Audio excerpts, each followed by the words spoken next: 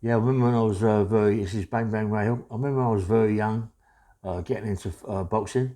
I've been molested as a child, yeah. So there's a lot of things going on in my life, but I become a fighter. I used to go down the amateur gym and train really hard down there. I've had quite a few fights as an amateur. I won quite a few fights as an amateur. Um, Started going down the pro gyms. And do you know what? When I look at it now, I'm gutted. I feel gutted myself, about the way things have gone. Um, Been in and out of prison all my life, never going nowhere, really, never going nowhere. I look at some of the fighters that I used to spar with and fight, become good pros, yeah. And I myself, I think I'd have been a very good pro. I think maybe I'd have been British and European champ. I don't know. That's how it was at that time. I was a very, very hard fighter. Could bang. That was the most important part of it, being a banger. But got involved with something worse than fighting, which is called women, yeah? And women can absolutely ruin your life, yeah? Uh, Once the testosterone as a kid gets involved, it takes over, and you've got to be strong. You've got to be strong. Really, we all need people behind us. We all need people behind us to push us forward, yeah? Um, I never really had that, really, as such. I had a good trainer, Georgie Whelan. I mean, he used to try as hard as he could, but we all need sponsors, sponsorship. We've got no money, so we've got to go out to work. I mean, I used to work down the fruit market as well and go other places. And there was some good fight. I mean, down the fruit market, there were some really, really good fighters, yeah, but not going nowhere. Same thing. They're not going nowhere. They've had their life. They got into the market. I'm a young boy. I just want to start fighting, but the testosterone takes over. So you get involved with girls. You start going to clubs to meet girls, but then you become you want to be a chap. And you start fighting, knocking people over, and before you know where you are, you get a reputation, and the reputation leads on to other things. Other things get to hear about you being a fighter, want to employ you as an enforcer, employ you as an armed robber, employ you as doing something like that, violence or robbery, And it's hard, like it's hard to say no to it. There are boxers. I mean, listen, there's kids out there now, yeah? There's kids out there now, heavyweights, whatever weight you are, yeah? There's kids out there now that could fight, that can be fantastic boxers, that are sitting maybe what downstairs in a block of flats, talking to their mates, thinking about robbing someone, doing some harm, and they're good fighters and they're really, really good boxers. I mean, how many Anti Joshuas out there are there? How many AJs are there out there now? How many Tyson Furies are there out there now? There's loads. There's loads. Eubanks is out there. You know what I mean? There's loads out there. You know, Nigel Benz out there. There's loads of fighters out there now, just out there and sitting in there and thinking about robbing someone and getting money. Come, please try it, and I mean, come on. I'm a failure. I'm a failure. Being that I want to be a good fighter, yeah. I want to be a good boxer in my life, yeah. But I'm a failure. I chose the other route to go into villainy, yeah. Listen, I've met all the bad gangsters in the world in England. In England, let me tell you something. I've met all the bad gangsters in England. There's not one gangster that I ain't met. Yeah, there's not one gangster that I ain't met, and I mean that. Yeah, every one of them. Don't say you ain't met Dave Courtney. Dave Courtney, don't even go there about Dave Courtney. People say, please. I mean, people say, yeah, you ain't met Dave Courtney, but listen, Dave Courtney's not a gangster. Dave Courtney's just a normal person getting involved with lots of people, and he calls himself a gangster. And this is, I mean, I respect Dave. I respect Dave Courtney a lot. He's gone forward a lot in his life. He's made it. He hasn't. He's made it. He's not anybody special, but he's made it. Yeah. But there's a load of people out there. There's loads of fighters out there who've been good fighters, good fighters, and have got into this game that I was into, villainy, gangsterism. It's no good, mate. People that employ you as whatever they're going to employ you as a gangsters and this, that, and the other, they're not bothered about your career. They're not bothered about you going to be the greatest fighter ever. They just want to use you and abuse you, yeah? Not like sexually, I'm on about physically abuse you to go and do things, yeah? You know, you've got to think about it and say to yourself, listen, I'm going to be a good fighter in my life. I'm going to be a fantastic boxer. I'm one of these people that it's late. It's too late. I'm one of the people that like to help kids out, yeah? I'm one of the people that like... Listen, there's prisons out there that are empty, yeah? There's prisons out there that are empty, like Big Camp Hill's empty for a long, long time. I would love to be able to get a prison and open it up for kids that are good fighters, good boxers, good footballers, good rugby players, good anything, like sports, yeah? But they've still got to do the education. But train young kids, not big men, young kids that want to do something with their life, yeah? Because in prison, yeah, believe it or not, most of us turn to what we like to do. Me, I like to do sports. I like to do weights. I love my weights in prison. Love my boxing in prison. There's loads of kids in there. When I was at Chelmsford Prison, rugby. When I was at my YP, Aylesbury YP, rugby. I love rugby and I love my weights. And we've got to stick to that, yeah? We've got to stick to that when we come out. We don't get no money for it. We don't get no money straight away. But that's why we all need sponsors. That's why there's so many people out there, kids out there, that go in the gym that need sponsorships. We got people going there, look at them, yeah, he's going to be somewhere, but they need sponsorship because they've got to get work to get money to pay their mum, to pay their dad, to pay their woman, or whatever they've got to pay for, yeah? So they need sponsors. Sponsors are the greatest thing in the world. I remember going down Aberstock Hill, Noble Art, yeah? With some good pros down there, Joe Bugner, Billy Ed, John L. Gardner, McCann, and all them people used to be down the pro gym, yeah? But McCann, Bugner, Billy Ed, professional fighters. John L. Gardner, amateur fighter. He had all the sponsorship in the world. He didn't have to work. He was getting paid every week by sponsors to do his boxing. And he became a good fighter, John L. Gardner. Good fighter. Me and him, same times, I never had that sponsorship. They see something in him that maybe they never see in me. But even then, I went the wrong way.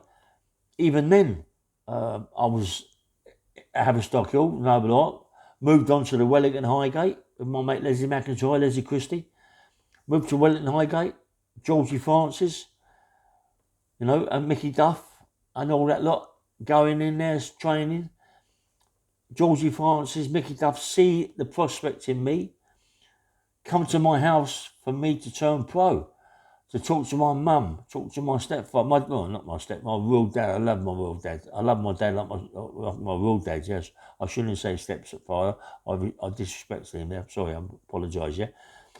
But Georgie Francis, Mickey Duff from the Wellington Highgate, they had some good fighters. John Conte, they had some good fighters there, yeah. Come to my house, wanted me to turn professional. And what was I more interested in? Women. The testosterone had took over and got me involved with women. And I missed the greatest career of my life by doing that, yeah. And I was with another mate of mine called Leslie Christie, yeah. And we decided to start earning money, going out, earning money every day, doing something that I don't even talk about, yeah. But getting money. And I thought, yeah, that's handy, getting a couple of £100 a day. But what a fool. If I'd have gone with sorry, mate, I'm getting all tongue-tied and tongue-twisted and this, that and the other. But if I'd have gone on with the people that was behind me, I'd have gone forward. Believe me, I'd have gone forward, mate. And this Mickey Duff was on my case. Big time to turn pro. You know what I mean? And and you don't. You ruin it. And it's just like when I used to go down Aberstock Hill, and I had Jimmy and I had my trainer. It guts you really because There's Pat McCann. Look at Pat McCann. Great fighter, mate. Great fighter. Went into villainy, got nicked, got put in prison, and loses the chance in a good fight. Pat McCann, good fighter. You know, he was with Bobby Neal. I mean, Bobby Neal was on my case. Bobby Neal's on my case. So Georgia Whelan, he kept saying, George, this kid's going to go a long way. You know what I mean? It's a heavyweight. He's going to go a long way. He's getting the ring sparring with Bugner. He's getting the ring sparring with Billy Ed and my other mate, Farrell McGill, getting in the ring sparring. I mean, listen, I knew then that I was going to be someone. I knew then that I was going to be someone, yeah, because Bugner become that. I think he was training there for the Cassius Clay turnout. I mean, come on, it's like Billy Ed, British European champion, spar with him, no fear. I mean, never had no fear. I mean, come on, it's crazy. And then go to Llewellyn Highgate with Georgie Francis, and it's just not my pipe up, mate. To look back on my life now, to think where I could have gone forward. What did I do? Decide, what did I do? Armed robberies, and more armed robberies. Okay. I had a great life, man. I had a great life, going work up, buying what I could buy, doing what I wanted to do, buying nice cars, buying a beautiful home, having a fantastic woman, and 4 or 5 kids that are absolutely beautiful. But what happened? I get nicked, I lose lots of money, I lose properties that I have, my kids, I lose my kids. I've lost my kids. They ain't got a dad. What conversations can they have with me? The conversations are gone, mate. You know? I lost everything. I lost my mum. I lost my dad. I lost my brothers. I lost my sisters. Yes, I talked to a couple of my brother, my sister, my Dinah. I love my Dinah. You know, but imagine if things had changed. You know, I mean, if things were so different. I mean, when I lived in Kingston, I had lots of money around me, and I thought, this is it, mate. This is my life now. I'm going to make it. I'm going to go forward, and everything went boss side, mate. It takes one thing, one person, one thing to make you go boss side, and you're all nicked. You're all sitting back in the scrubs, in the Ville, in Wandsworth, or it's one in Brixton's. You're sitting in one of them places thinking, now what have I done? What have I done? And your barrister's come to see you, and he's telling you, or your solicitor's coming to see you after you, or solicitor, barrister, QC, or whatever you got, yeah? Coming to see you, saying, look, you're looking at a big sentence.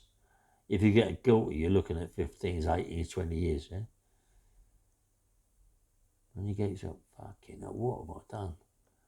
What have I done now? You've got to fight your case, you can't let them get guilty, but what have I done, you know what I mean? Where's it gone? Where's all the nice, you know? And there's kids out there now, yeah, sitting in a block of flats, talking in a park, thinking about doing a robbery, thinking about hurting someone, doing drugs or whatever it's doing, and they're good fighters. And they're good boxers. They're the next up-and-coming fighters. Think about your life, mate. Think about fighting. Think about boxing. Think about football. Think about tennis. Think about rugby. Think about sports or what you're doing. Going forward, you might be a painter, decorator. You might be something that you're going to earn plenty of money out of, yeah?